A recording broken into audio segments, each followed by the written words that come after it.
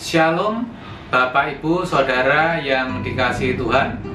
Kembali kita bersama ada di dalam program Renewing Your Mind (RYM), di mana melalui program ini saudara akan diberkati dengan kebenaran-kebenaran firman Tuhan yang murni, yang akan memperbarui pola pikir saudara, sehingga saudara semakin hari semakin mengerti akan firman Tuhan, sehingga hidup saudara berubah dan semakin berkenan di hadapan Bapa. Kita terlebih dahulu akan berdoa. Bapa di dalam surga, kami sungguh bersyukur kalau saat ini kami boleh ada sebagaimana kami ada. Kami tahu itu semua merupakan berkat perlindungan serta kemurahan-Mu. Bapa, saat ini kami hendak belajar akan kebenaran-Mu. Kami rindu mendengarkan suara-Mu. Berbicaralah kepada setiap kami. Pakailah mulut, bibir, lidah anak-Mu ini. Kuasai sepenuhnya dengan hikmat dan Roh Kudus-Mu, sehingga kami semua boleh mengerti dan hidup kami berubah. Berbicaralah ya Bapa, kami siap mendengarkan dan melakukannya. Di dalam nama Yesus, haleluya, amin. Bapak, Ibu, Saudara yang dikasihi Tuhan, kalau kita berbicara tentang kesetiaan, sepertinya harus diakui secara jujur bahwa saat ini di zaman milenial ini sangat sulit untuk menemukan orang yang setia. Itulah sebabnya di dalam Amsal dikatakan banyak orang menyebut diri baik hati, tetapi orang yang setia siapakah menemukannya? Amsal 20 ayat yang ke-6, saudara. Jadi tidak heran kalau kita temukan istri yang selingkuh, suami yang tidak setia, punya wanita idaman lain, karyawan atau orang kepercayaan yang berkhianat, orang Kristen yang murtad, yang meninggalkan Tuhan, dan tentu masih banyak lagi, saudara. Tetapi meskipun sulit untuk menemukan orang yang setia, dengan kata lain kesetiaan itu sulit untuk didapat, tetapi saya percaya Tuhan selalu menyisakan orang-orang yang setia. Dengan demikian bisa saya katakan bahwa yang namanya kesetiaan itu merupakan satu keniscayaan. Semua bisa setia, saudara dan saya bisa setia, saudara. Nah, pertanyaan yang bisa muncul, bagaimana agar kita bisa setia? Kali ini kita akan belajar dari perumpamaan yang disampaikan oleh Yang Mulia Tuhan Yesus, yaitu perumpamaan tentang talenta, yang mana dituliskan di dalam Matius 25 ayat 14 sampai ayat 30. Lumayan panjang, saudara.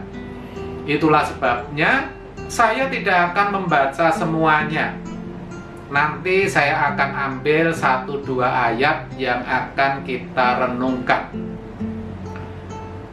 Tetapi saya berharap saudara bisa membacanya sendiri di rumah, sehingga saudara bisa lebih banyak waktu untuk merenungkannya. Di sini saya hanya akan menceritakan secara garis besarnya, di mana perumpamaan talenta itu Tuhan Yesus sampaikan ketika ia berbicara tentang kerajaan surga. Diumpamakan kerajaan surga itu ibarat seorang tuan yang mau bepergian ke luar negeri, yang memanggil hamba-hambanya,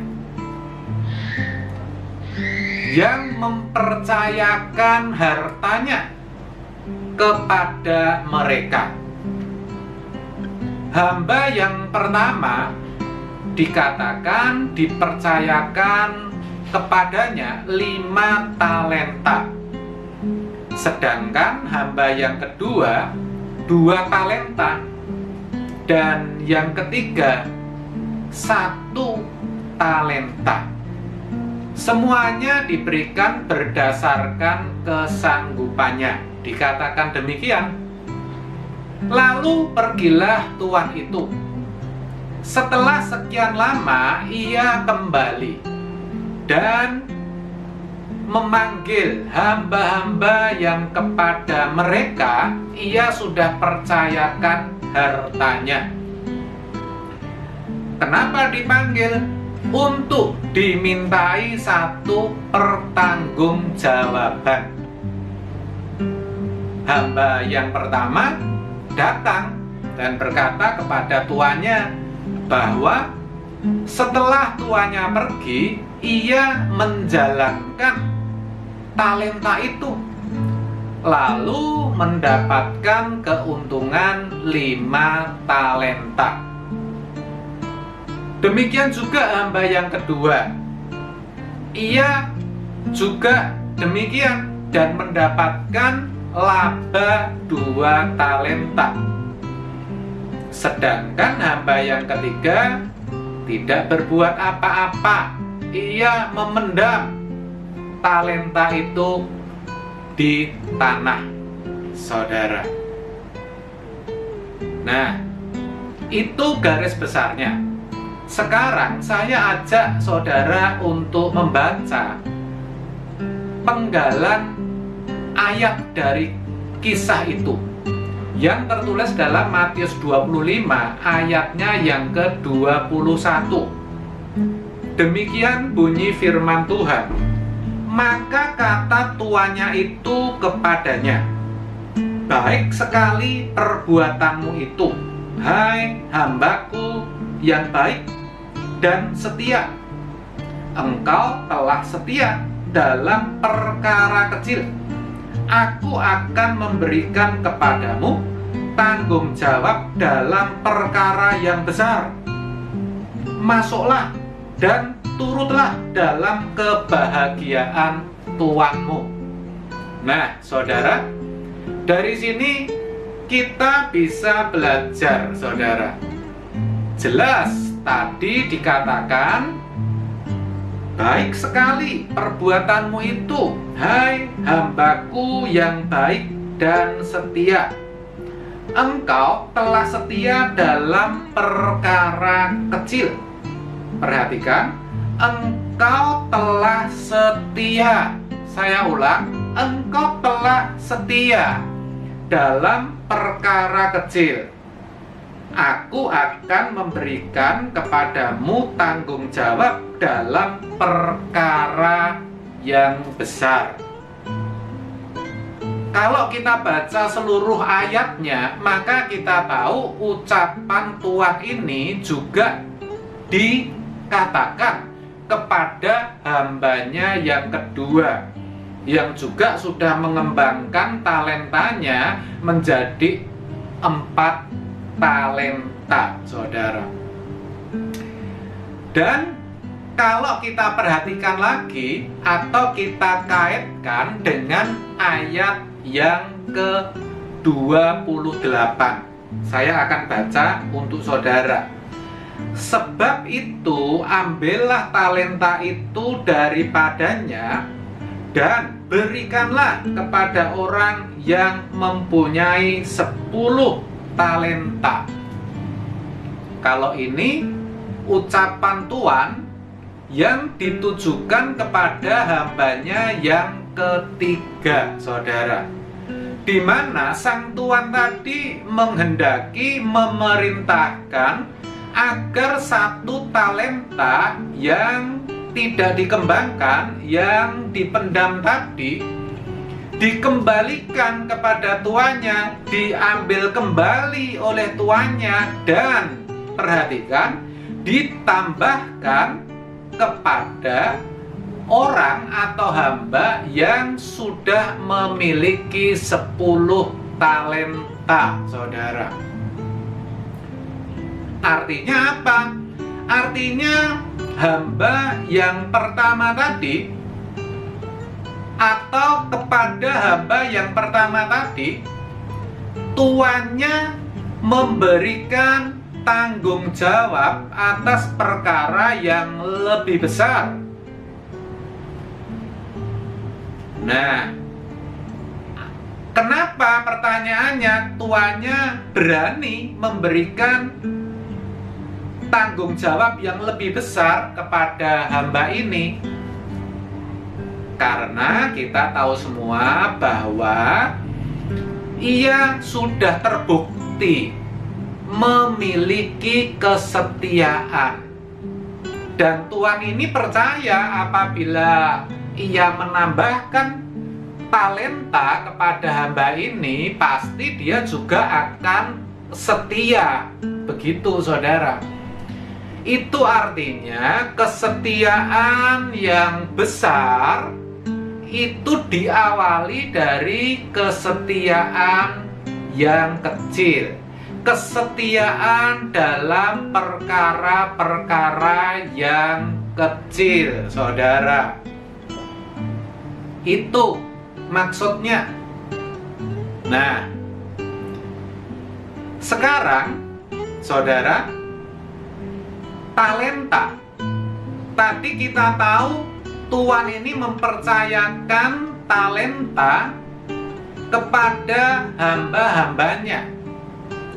Nah, talenta ini berbicara tentang bakat, kemampuan, potensi yang diberikan Tuhan kepada tiap-tiap manusia terhadap saudara dan saya. Tentu Tuhan ini memberikan talenta kepada hamba-hambanya itu untuk dikembangkan, di mana kelak dimintai pertanggungjawaban. Demikian juga kita, Tuhan memberikan bakat, kemampuan, dan potensi kepada kita itu untuk dikembangkan.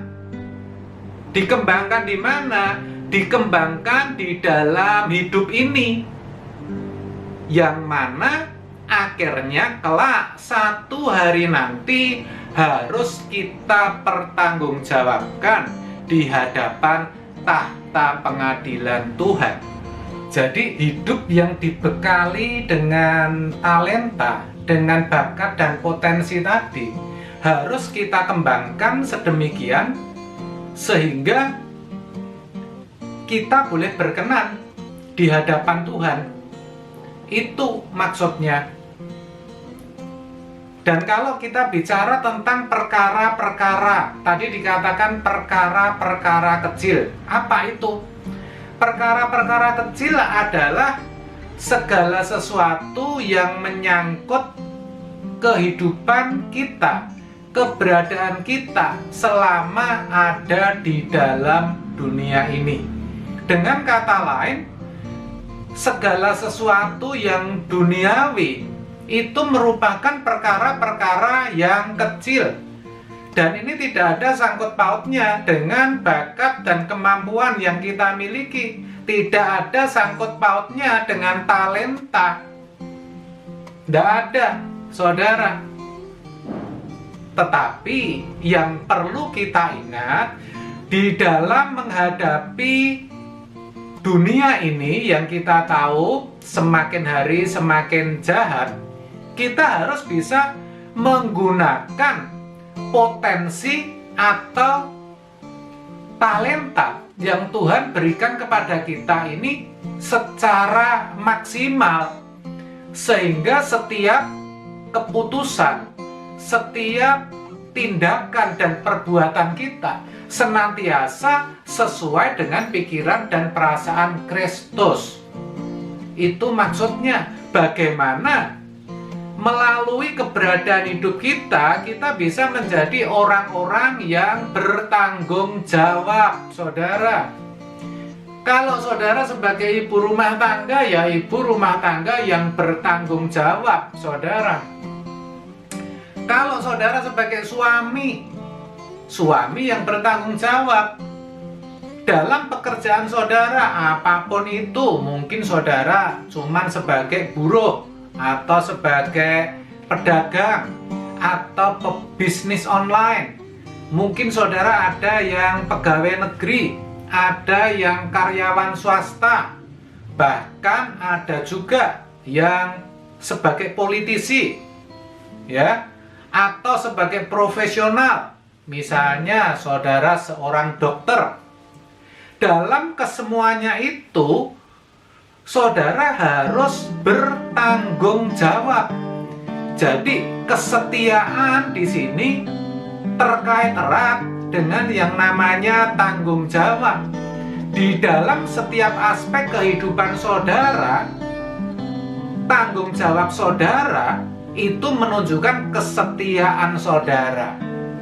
Dan tentu itu dimulai dari hal-hal yang kecil, artinya yang sudah dipercayakan di dalam hidup saudara. Saudara nggak perlu memusingkan orang lain, karena saudara tidak akan dimintai pertanggungjawaban seperti orang lain, tetapi saudara akan diminta pertanggungjawaban atas apa yang sudah dipercayakan kepada saudara.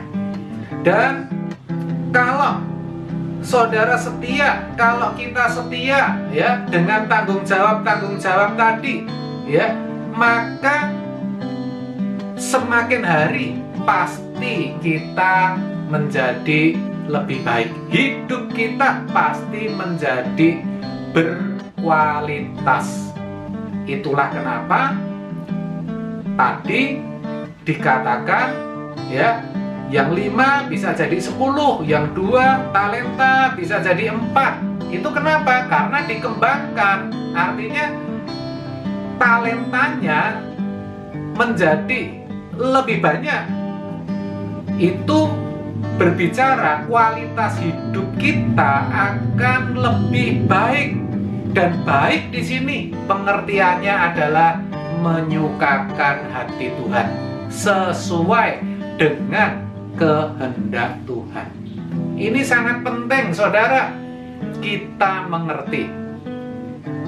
Dan kalau kita melakukan semuanya itu dengan baik, tadi dikatakan ada reward-nya.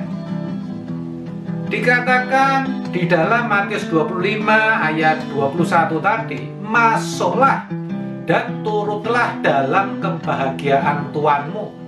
Apa maksudnya? Maksudnya, kelak kita akan memperoleh hidup yang kekal. Kelak kita bisa masuk ke langit yang baru dan bumi yang baru. Tidak hanya itu, perhatikan tadi Sang Tuhan juga berkata kepada hambanya, karena engkau setia dengan perkara-perkara yang kecil, aku akan memberikan kepadamu tanggung jawab atas perkara-perkara yang besar. Maksudnya perkara-perkara yang besar adalah perkara-perkara di surga nanti, saudara. Kita akan diberikan tanggung jawab, ya, di sana. Makanya di dalam Lukas 22 ayatnya yang ke-30 dikatakan demikian, saudara, bahwa kamu akan makan dan minum semeja dengan aku di dalam kerajaanku, dan kamu akan duduk di atas tahta untuk menghakimi ke-12 suku Israel. Jelas, saudara.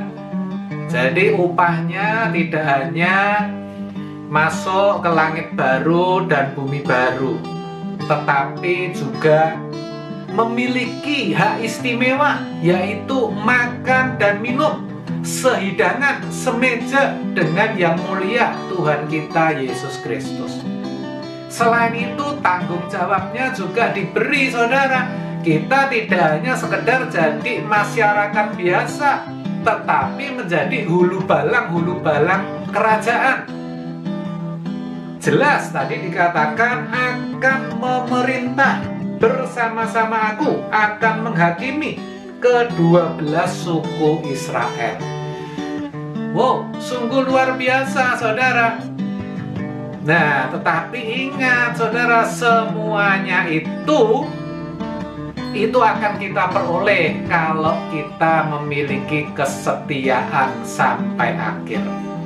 Seperti yang mulia Tuhan Yesus, di mana Ia setia dan taat sampai mati, bahkan sampai mati di kayu salib. Kita pun juga sama, saudara. Kita harus awali kesetiaan kita melalui tanggung jawab kecil yang Tuhan sudah percayakan kepada kita. Kita terus pelihara, kita terus tingkatkan, sehingga seperti saya katakan tadi, hidup kita semakin hari semakin berkenan di hadapan Allah.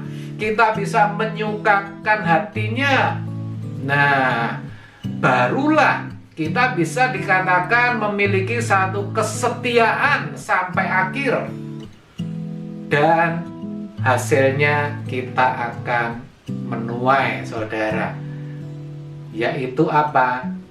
Tadi sudah saya jelaskan, kita dimuliakan bersama-sama dengan Tuhan Yesus di surga nanti. Dan tentu ini juga bukan berarti tidak ada manfaatnya, tidak ada efeknya dengan kehidupan kita di bumi ini. Tentu ada, saudara. Kalau saudara menjadi orang yang bertanggung jawab, ya, siapapun saudara, dimanapun saudara berada, saudara pasti menjadi orang-orang yang bisa menjadi berkat di lingkungan saudara. Saudara pasti orang yang gigih, saudara pasti orang yang jujur, saudara pasti orang yang berintegritas. Maka orang-orang yang seperti ini, yang selalu menginginkan, yang selalu memperjuangkan, ya, setiap yang dipercayakan kepadanya pasti percayalah, saudara, ya. Kalau tadi saya katakan hidup yang berkualitas, itu juga bisa berkonotasi memiliki arti bahwa usaha saudara pasti berkembang, saudara pasti berhasil, saudara pasti sukses. Dan itu bisa saudara rasakan selama saudara masih hidup di dalam dunia ini. Cuman harus diingat, saudara, jangan sampai lupa, semuanya itu harus saudara tetap arahkan untuk kepentingan Tuhan. Nah, ini yang harus dijaga. Ini merupakan kesetiaan yang harus dijaga, yang menyangkut tanggung jawab kita. Begitu, saudara. Dan saya percaya kalau saudara mau berjuang, Tuhan pasti menolong. Oleh sebab itu, melalui kebenaran hari ini, saya ajak saudara mulai berjuang untuk hidup lebih bertanggung jawab, karena itu menunjukkan kesetiaan saudara. Apapun profesi saudara, apapun yang ada di dalam diri saudara, kembangkan dengan penuh tanggung jawab sepanjang hidup saudara, supaya kelak saudara didapati setia. Dan Tuhan berkata kepada saudara, "Hai hambaku yang baik, yang setia, masuklah, turutlah dalam kebahagiaan Tuhanmu." Itu harusnya kalimat yang senantiasa kita rindukan sebagai orang yang percaya kepada Tuhan. Amin. Tuhan Yesus memberkati.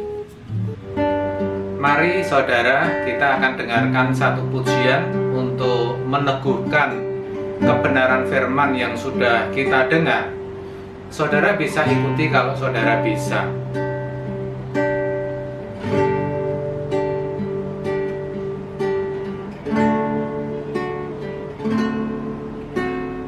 Ku datang ya Bapa dalam kerinduan, memandang keindahan-Mu. Ku berikan segalanya, semuanya yang ada. Ku ingin menyenangkan hati-Mu, oh Tuhan. Ku datang ya Bapa dalam kerinduan, memandang keindahan-Mu. Ku berikan segalanya, semuanya yang ada. Ku ingin menyenangkan hati-Mu, oh Tuhan. Jadikan aku indah yang Kau pandang mulia, seturut karya-Mu di dalam hidupku. Ajarku berharap hanya kepadamu, taat dan setia kepadamu, Tuhan. Jadikan aku indah yang Kau pandang mulia, seturut karya-Mu di dalam hidupku. Ajarku berharap hanya kepadamu, taat dan setia kepadamu, Tuhan. Taat dan setia kepadamu, Tuhan. Taat dan setia kepadamu,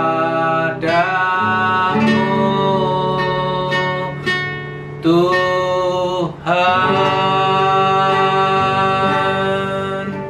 Mari kita berdoa.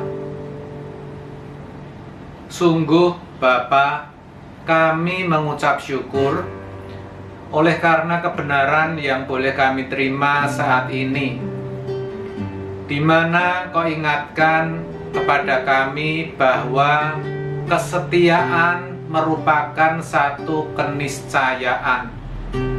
Dan kami mau Tuhan untuk setia, untuk taat kepada kehendak-Mu. Kami percaya Engkau akan menolong setiap kami. Terima kasih ya Bapa. Kami berdoa bagi setiap kami yang mengikuti acara ini.